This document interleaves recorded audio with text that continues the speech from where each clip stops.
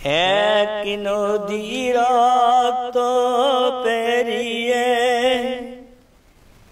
মৃত্যুর মুখোমুখি দাঁড়িয়ে কোরআনের পক্ষে বাতিলের সাথে লড়ছে যারা,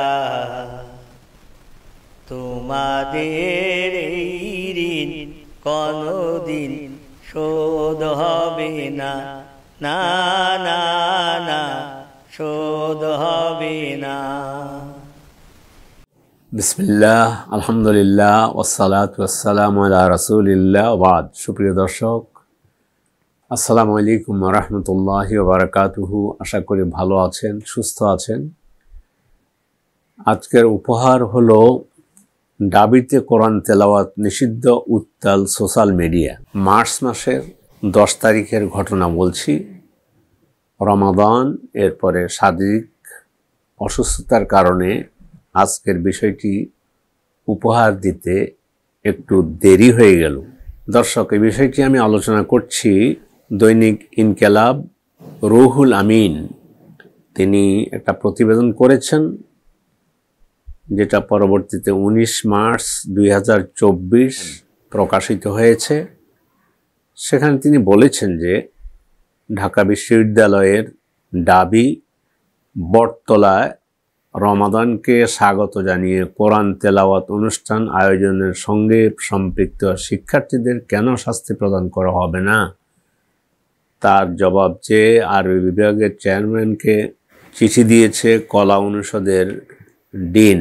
প্রসঙ্গত, গত 10 মার্চ বিশ্ববিদ্যালয়ের কলা ভবনস্থ বটতলায় মাহে রমাদানকে স্বাগত জানিয়ে কোরআন তেলাওয়াত আসরের আয়োজন করে আরবি সাহিত্য পরিষদ নামে।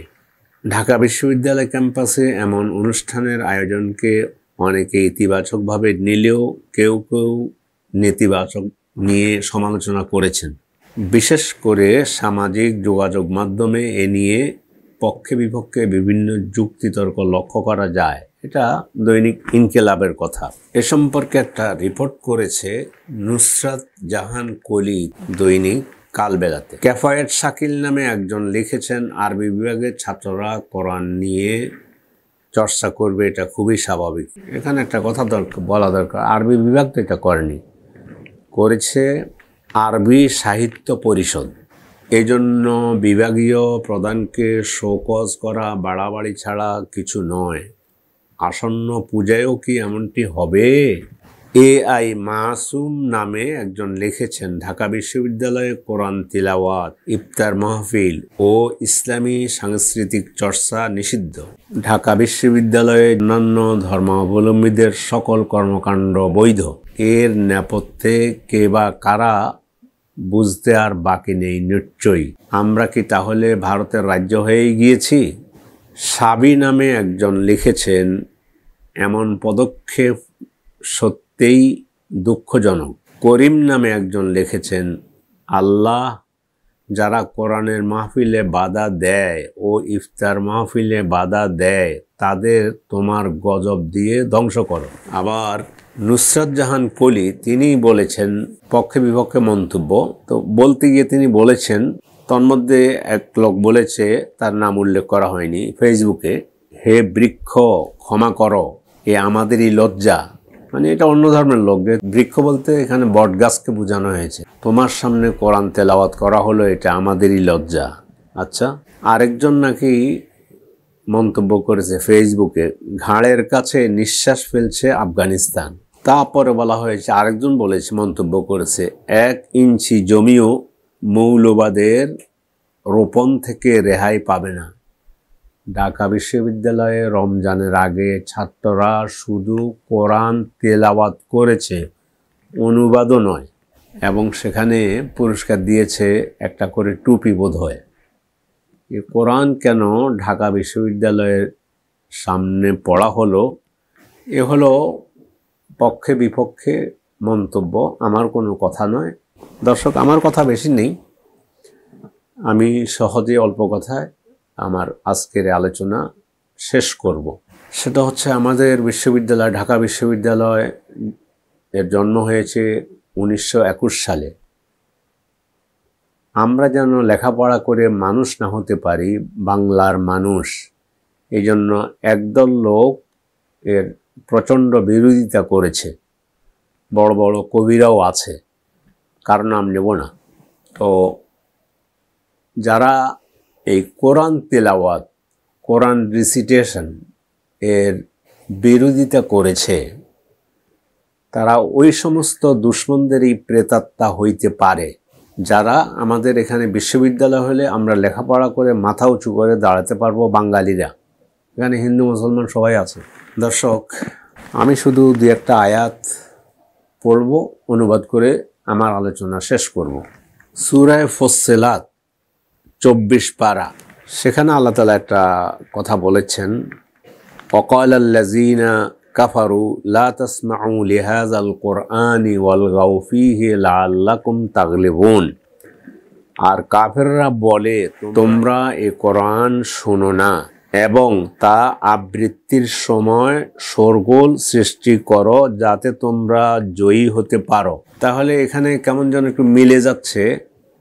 ঘাড়ের কাছে নিঃশ্বাস ফেলছে আফগানিস্তান, যে ভদ্রলোক ফেসবুকে লিখেছেন 1 ইঞ্চি জমিও মৌলবাদের রোপণ থেকে রেহাই পাবে না। কথাগুলো মিলে যাচ্ছে আর কি। তাহলে কোরআন পড়ার সাথে একটা বিষয় আছে, জয় পরাজয়ের।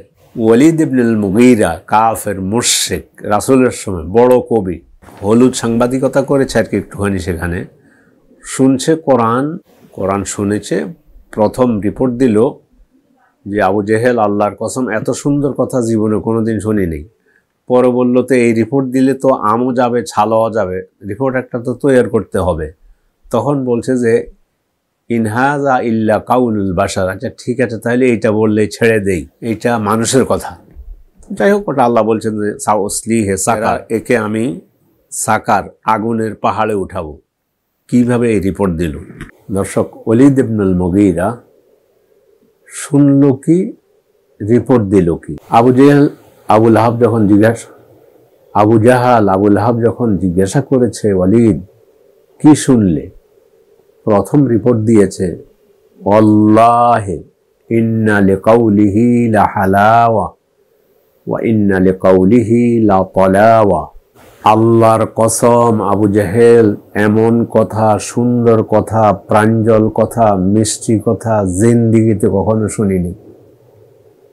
তারপর কোরআন সম্পর্কে বলছে যে ওয়া ইন্নাহু ইয়ালু ওয়া লা ইউলা আলাইহি। আল্লাহর কসম, এই কোরআন একদিন বিজয় লাভ করবে, এর উপর কোনো কিছু বিজয় লাভ করবে না। আবু জেহেল বলল, এই কথা বললে তো আমও গেল, ছালাও গেল। তুমি আমাদের কবি, আমাদের বুদ্ধিজীবী, আমাদের প্রগতিশীল মানুষ, এখন রিপোর্টটা একটা ভিন্নভাবে দিতে হবে। তখন বলল যে আচ্ছা কি বলতে পারি? আচ্ছা তাহলে বলি, ইনহাজা ইল্লা কাউলুল বাশার, এটা মানুষের কথা। দর্শক, এ গেল হলুদ সাংবাদিকতা সম্পর্কে। এখন আমি যাচ্ছি কোরআনে কারীমের সূরা ফুরকান 27 থেকে 30 নম্বর আয়াত পর্যন্ত। আমি পড়তেছি, বিসমিল্লাহির রহমানির রহিম।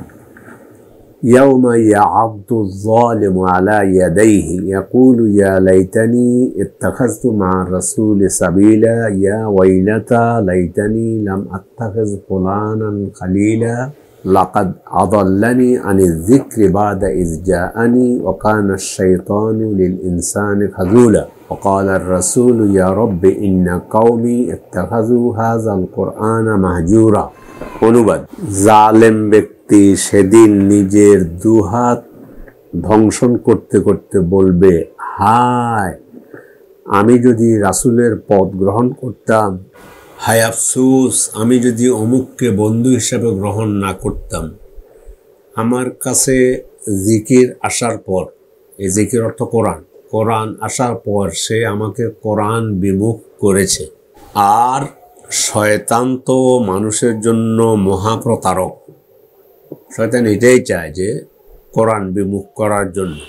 আর রাসূল বলবেন, হে আমার রব, হে আমার প্রতিপালক, আমার সম্প্রদায় তো এ কোরআনকে পরিত্যাজ্য সাব্যস্ত করেছে। তাহলে কি দাঁড়ালো? রাসূলবাদী, একদল বিবাদী, বিচারক আল্লাহ। আল্লাহর কাছে রাসূল বিচার দিবেন যে আমার জাতি এই কোরআনকে পরিত্যাজ্য বিষয় মনে করেছে। ইমাম ইবনুল কাইয়িম রাহিমাহুল্লাহ তিনি এই আয়াতের ব্যাখ্যায় বলেছেন 6 ভাবে কোরআনকে পরিত্যাগ করা হয়। যারা এই 6টার যে কোনো একটা কাজ করবে তারা কোরআন পরিত্যাগকারী হিসাবে বিবেচিত হবে। কি? হিজর তিলাওয়াতিহি, কোরআন তিলাওয়াত না করা। 2, হিজর তাদাব্বুরিহি, কোরআন গবেষণা না করা, অধ্যয়ন না করা, বুঝে বুঝে না পড়া। 3 হচ্ছে হিজরুল ইস্তিমা, কোরআন না শোনা। 4 নম্বর হলো হিজরুল আমালি বিহি, কোরআন অনুযায়ী আমল করে না। কোরআন যা আমল করতে বলেছে, যেটাকে হালাল বলেছে সেটা হালাল মনে করে না, যেটাকে হারাম বলেছে সেটাকে হারাম মনে করে না, কোরআন অনুযায়ী আমল করে না। 5, হিজরুত তাদাউই ওয়াল ইস্তিশফাই বিহি, কোরআন থেকে চিকিৎসা গ্রহণ করে না। এই চিকিৎসা আবার 2 ধরনের। একটা হলে অসুখ বিসুখ হলে কোরআনের যে কোনো একটা অংশ পড়ে পানিতে ফুঁ দিয়ে পানি পান করা যায়, পানিতে ফুঁ দিয়ে সে পানি দিয়ে গোসল করা যায়, এটাকে বলা হয় আর রুকিয়া আর শারঈয়া। 2 নম্বর হলো হৃদয়ের চিকিৎসা, নফসের চিকিৎসা, আত্মার চিকিৎসা নেয় না, আত্মাকে পরিশুদ্ধ করে না। 6 নম্বর হলো হিজরুল হুকমি বিহি ওয়া তাহাকুম ইলাইহি, কোরআন দিয়ে হুকুমও করে না, ফয়সালা করে না, কোরআনের ফয়সালার কাছে যায়ও না।